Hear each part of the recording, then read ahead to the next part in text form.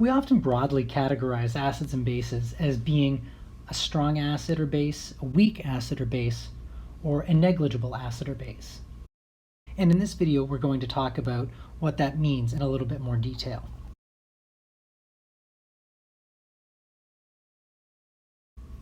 When you have a strong acid, that acid transfers effectively 100% of its protons to a base. Or if you're talking about it in terms of Arrhenius definitions, when you dissolve it in water, it dissociates nearly 100%. In context of an equilibrium, it has a very, very, very large equilibrium constant. The constant is huge. So the equilibrium lies very much to the right-hand side, or to the product side. And we'll use the example of HCl as the prototypical strong acid.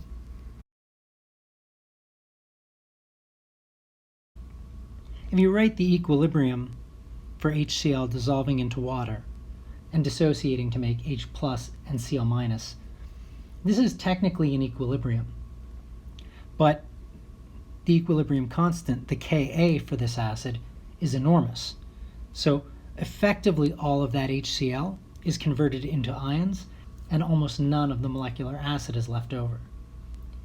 And generally with strong acids, we just write them with a single arrow rather than even bothering with the equilibrium arrow.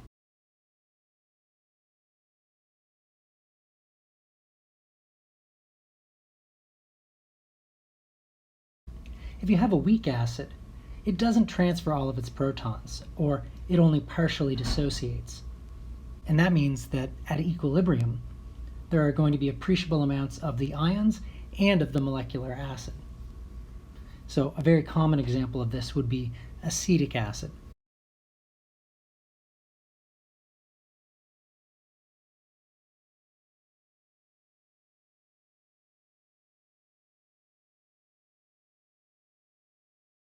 If something is a negligible acid, it is effectively not acidic at all. If you put it into water, there will be almost zero dissociation. So an easy example of this would be the methane molecule. At equilibrium, almost none of that CH4 has been converted into CH3 minus and H plus, and almost all of the CH4 exists as CH4, as the molecule. And typically, we don't write an equilibrium arrow for this one as well. What we would do is we would just write no reaction.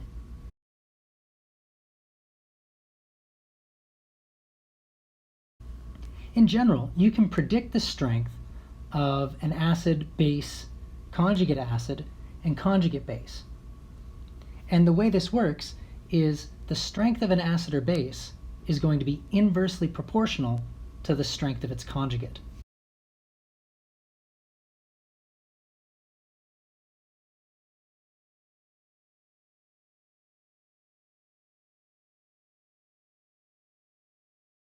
So if you have a strong acid, the conjugate base of that strong acid will be effectively negligible. And if you have a negligible acid, its conjugate base is going to be a strong base. And then if you have a weak acid, which is somewhere in the middle, you will have a weakly basic conjugate base. This image shows what we've just been talking about, but with specific examples. So at the very top of the list, you have HCl on the left-hand side.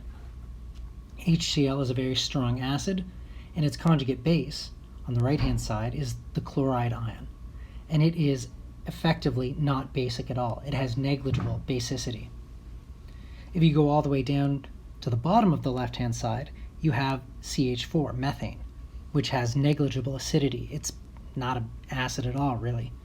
But its conjugate base, the CH3 minus ion, is a strong base. And then in the middle, we have acetic acid, CH3COOH, which is a generic weak acid, and its conjugate base, the acetate ion, is somewhere in the middle of the basicity range. It's a weak base. And we can use this information when talking about acid-base reactions. In any acid-base reaction, the equilibrium is going to favor the transfer of the H plus ions from the stronger acid to the stronger base.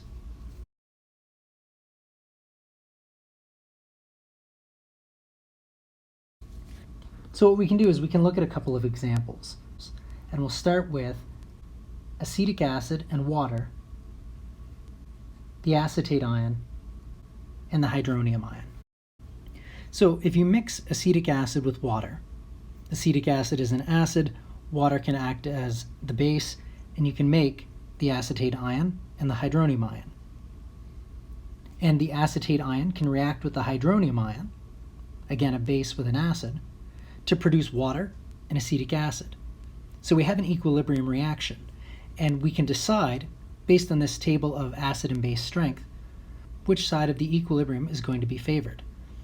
So what that means is, at equilibrium, are you going to have more of the left-hand side? Are you going to have more acetic acid and water in their molecular forms? Or are you going to have more acetate ion and hydronium ion in the ionized forms? And the way you do that is you decide which are the stronger acid and base pairs. Is acetic acid a stronger acid than hydronium? And is water a stronger base than the acetate ion? So we look at our chart. Acetic acid is somewhere in the middle, and the hydronium ion is somewhere near the top. So what that means is the hydronium ion is a stronger acid than acetic acid. And then we look at our bases. Water is an almost negligible base, and the acetate ion is somewhere in the middle. It's a weak base, which makes it a stronger base than water. And that means the materials on the right-hand side, the acetate and the hydronium, are the stronger acid and stronger base, which means the H plus is going to transfer from the hydronium to the acetate, making acetic acid and water.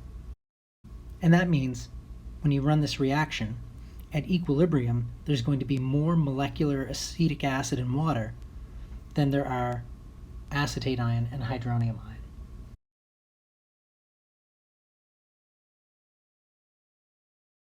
And we can do a similar thing for HCO3 minus, the bicarbonate ion, reacting with CH3 minus.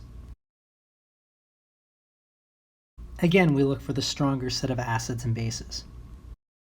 And we can see that the HCO3 minus ion is a much stronger acid than CH4. And we can see that the CH3 minus ion is a much stronger base than the carbonate ion. And what that means is that at equilibrium, most of the bicarbonate ion and CH3 minus ion have been converted into methane and carbonate.